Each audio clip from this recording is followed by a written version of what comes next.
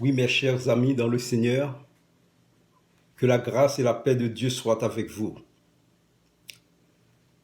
Nos deux versets pour la proclamation du règne de Dieu se trouvent dans Romains 3, verset 23, qui nous dit « Car tous ont péché et sont privés de la gloire de Dieu ». Et dans Romains 6, verset 23, « Car le salaire du péché, c'est la mort, mais le don gratuit de Dieu, c'est la vie éternelle par Jésus-Christ, notre Seigneur. » Gloire à toi, Père Saint, Dieu d'amour, Dieu de miséricorde, car tes paroles sont véritables et certaines. Par ta parole, Seigneur Dieu, ta parole de vie, je te demande ce matin de toucher chaque personne qui va écouter ce message et que le pardon de Dieu, par toi, Jésus-Christ notre Seigneur, se manifeste dans la vie de ces gens qui vont procéder à l'écoute de ce message. Grâce et paix en Jésus-Christ. Amen. Oui, cher bien-aimé, 5 minutes après la mort, où seras-tu? C'est le thème de notre message pour aujourd'hui. 5 minutes après la mort, où seras-tu? Que la grâce et la paix de Dieu soient avec vous. Oui, mes chers amis, aujourd'hui, nous tenons à vous faire savoir que Dieu n'a pas créé le mal, mais c'est la désobéissance à Dieu qui a amené l'homme à la dépravation totale.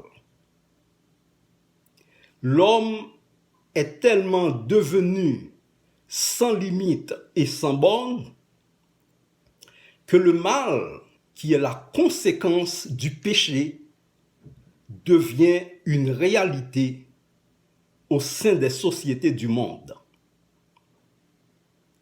Ainsi, l'homme est sans borne, l'homme est sans frein, en n'ayant aucun égard pour autrui. Dans ce siècle présent, les crimes sont à leur comble et le péché est la norme. D'où il n'y a plus d'éthique, il n'y a plus de valeur. En fait, c'est le temps de la relativité, c'est-à-dire il n'y a plus de bien, il n'y a plus de mal. Si tu crois que c'est bien, et si tu crois que c'est mal, c'est mal. Voilà le temps dans lequel nous vivons et c'est le temps de la relativité. C'est là que la Bible nous dit « Malheur à ceux qui appellent le mal bien et le bien mal ». Et plus loin, dans Romains 13, verset 21, il est écrit « Ne te laisse pas convaincre par le mal, mais surmonte le mal par le bien. » Oui, tous ont péché. Nous avons manqué le but. Nous avons désobéi.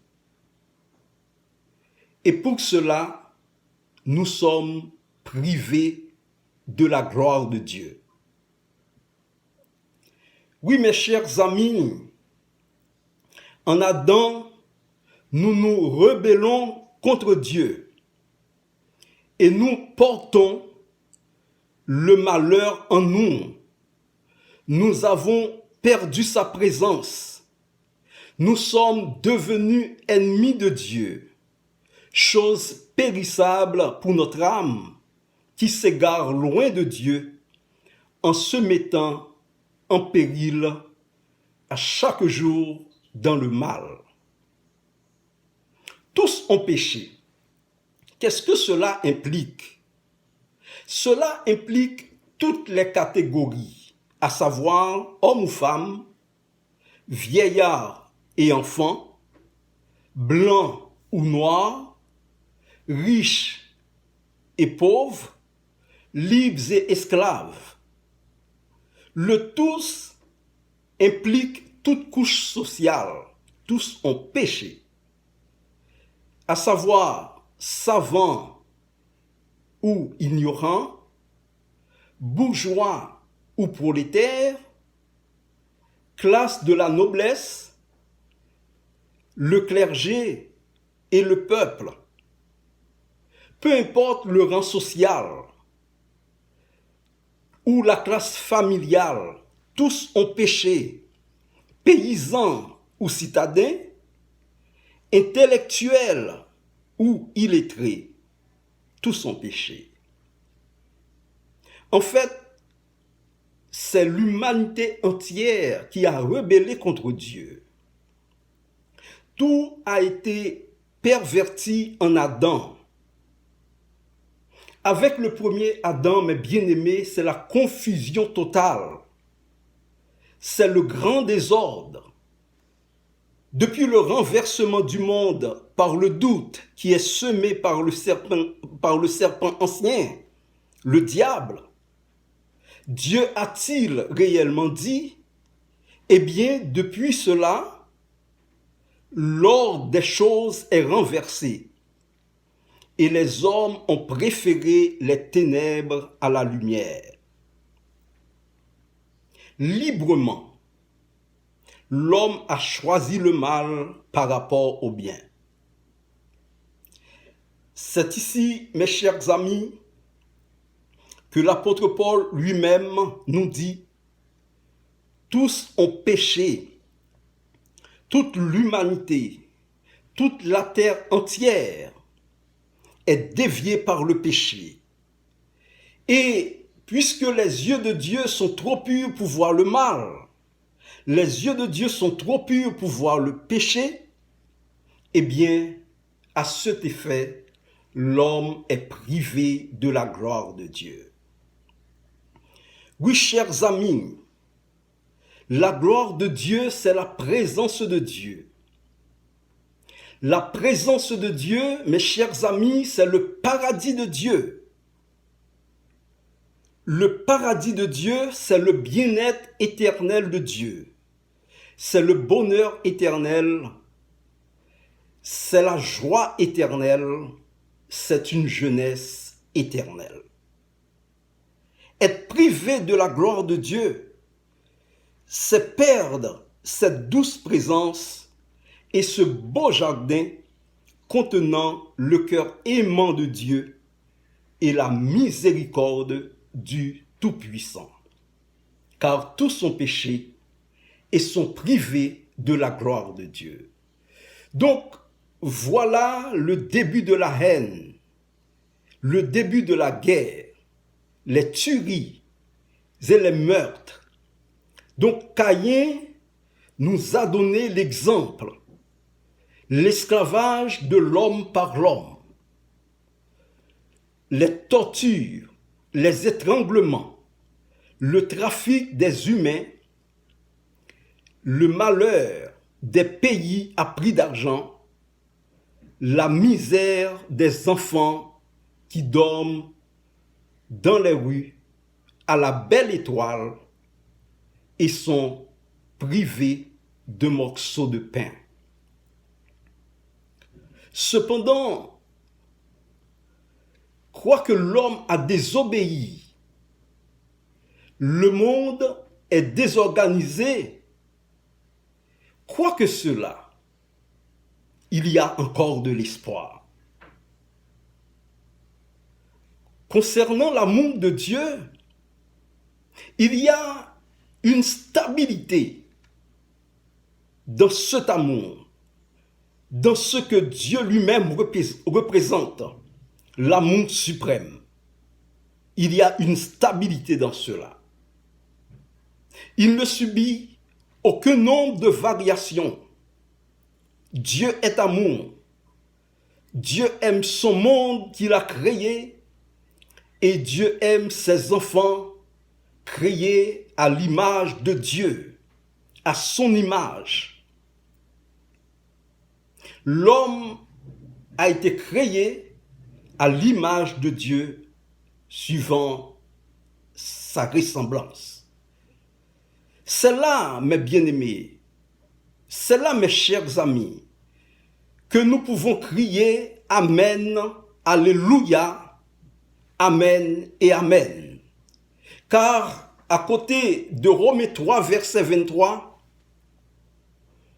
qui dit « Car tous ont péché et sont privés de la gloire de Dieu », il y a un Romains 6, verset 23, qui communique, qui enseigne que le salaire du péché, c'est la mort, mais le don gratuit de Dieu, c'est la vie éternelle en Jésus-Christ, notre Seigneur. Alors, oui, nous pouvons crier Alléluia. Oui, mes chers amis, tout n'est pas fini. Oui, Dieu doit punir le péché. Dieu ne peut pas voir le péché, il ne peut pas voir le mal. Mais Dieu aime le pécheur. Et par Jésus-Christ, son Fils unique, engendré par lui, il veut sauver l'homme pécheur.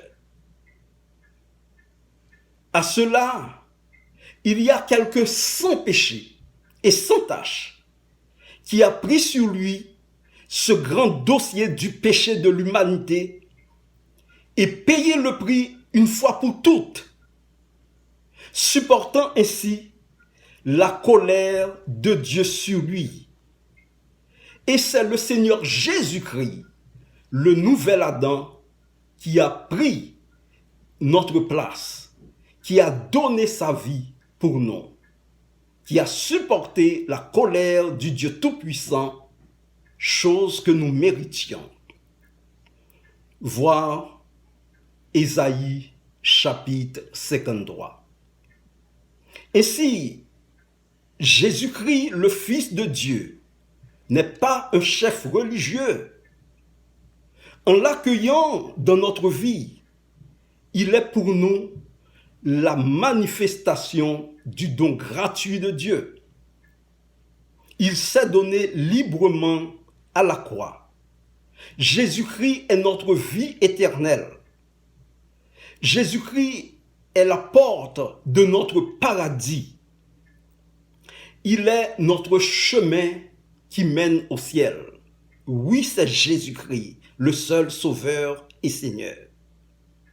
Mes chers amis, en acceptant pour vrai le sacrifice de la croix et le sang versé par le Seigneur et Sauveur Jésus-Christ, nous sommes devenus membres de son Église.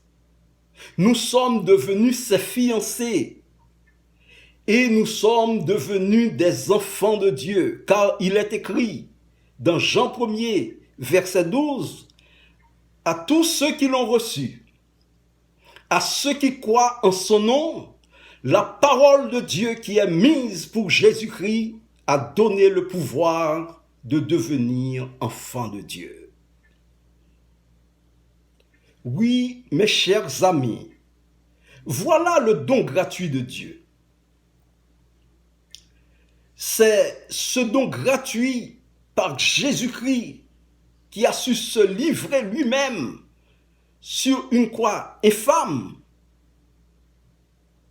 pour nous accorder ce don et nous amener dans sa maison pour nous conduire au Père. C'est ça le don gratuit. Jésus-Christ est notre Sauveur. En ce sens, chers amis, il n'y a pas de crime qui soit trop grave que le sang de Jésus ne puisse effacer. Il n'y a pas de criminel qui soit trop notoire que dans sa mort et dans sa résurrection d'entre les morts, le Christ, Jésus, ne puisse pardonner. Nous nous donnons des limites en ne voulant pas accueillir le Seigneur Jésus-Christ dans notre vie. Peu importe le type de péché, sa gravité et sa cruauté, le salut de Dieu est pour quiconque reconnaît qu'il est un pécheur et qu'il a besoin de la grâce et de la miséricorde de Dieu. De ne pas oublier que si nous nous soumettons à Dieu, si nous nous approchons de Dieu, lui aussi de son côté, il va s'approcher de nous. Comme il est écrit dans l'épître de Jacques, soumettez-vous à Dieu, résistez au diable et il fuira loin de vous. Approchez de Dieu et il s'approchera de vous. C'est la parole de Dieu. Béni sois-tu, Seigneur, car ta parole est véritable et vraie. Pour quiconque croit, merci Seigneur. Ainsi, à l'instar du Laondois qui a demandé à Jésus de se souvenir de lui quand il entrera dans son règne, aujourd'hui encore, le Seigneur Jésus-Christ nous tend ses mains d'amour et nous dit, oui, mes chers enfants, j'ai donné ma vie pour vous. On m'a crucifié pour vous. J'ai bu du fiel pour vous. Des lances, des clous dans mes mains, c'était pour vous. Une couronne d'épines, pour vous. J'ai accepté les crachats sur mon visage pour vous donner la vie. J'ai accepté la crucifixion pour vous permettre d'entrer dans mon royaume. Le ciel est pour vous. J'ai donné ma vie pour cela, pour que vous entriez dans le royaume de mon Père. Qu'est-ce que vous faites aujourd'hui avec la grâce de Dieu manifestée à la croix? Je suis Jésus qui vous délivre. Je suis le Jésus de Nazareth qui vous accueillera dans la vie éternelle, dans le ciel pour toute l'éternité. Venez, mes chers enfants, ne gaspillez pas ma grâce aujourd'hui. Le Seigneur Jésus-Christ va répondre avec amour et pitié pour vous dire, aujourd'hui même, vous serez avec moi dans le paradis de Dieu. Pourquoi rester dans les ténèbres de la mort? Vous savez, on veut rester dans les ténèbres du monde. On veut mépriser la gloire de Dieu à travers sa grâce manifestée sur le bois du calvaire à Golgotha. On ne pense pas que le jugement de Dieu arrive à grande vitesse sur l'humanité tout entière.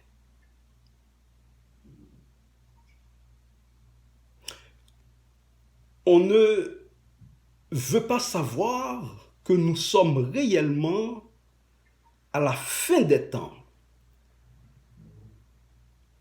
et que l'Apocalypse est en train de dérouler sur nous, mais à cause de nos activités, à cause de nos projets, nous fermons les yeux. Tandis que le jugement de Dieu sur la terre arrive à grands pas. Je sais que vous le savez, mais je dois vous le rappeler aujourd'hui. Le Seigneur, le Dieu Tout-Puissant, ne va pas juger l'homme parce que l'homme est pécheur. Il le sait déjà que l'homme est pécheur. Mais le jugement de Dieu va frapper l'homme parce que l'homme a rejeté le médicament au péché. La seule solution pour le péché, l'homme l'a foulé aux pieds. Et quand on parle de Jésus, on ne veut plus écouter cela. C'est le siècle présent. Il faut prêcher les messages que les gens veulent entendre. Mais parler de la venue éclair du Dieu Tout-Puissant à travers son Fils Jésus-Christ, ça ne m'intéresse pas. Ça ne nous intéresse pas. Et pourtant, mes chers amis, mes bien-aimés, nous ne savons ni le jour ni l'heure, mais nous sommes plus proches que jamais. Vous savez, le Seigneur Jésus-Christ va revenir comme un éclair de lumière. Le Seigneur Jésus-Christ va revenir comme un voleur dans la nuit. Savons-nous à quelle heure le voleur va défoncer les portes? Comme un voleur dans la nuit. Le Seigneur Jésus-Christ peut apparaître de manière soudaine. Et c'est la surprise pour tout le monde. 5 minutes après la mort, où seras-tu? Es-tu prêt pour l'éternité? Où aimerais-tu passer ta vie éternelle? Dans le ciel de Dieu? Dans la présence de Dieu? Ou là où il y aura des pleurs et des grincements de dents? Le Seigneur t'aime d'un amour incomparable et il veut sauver ton âme.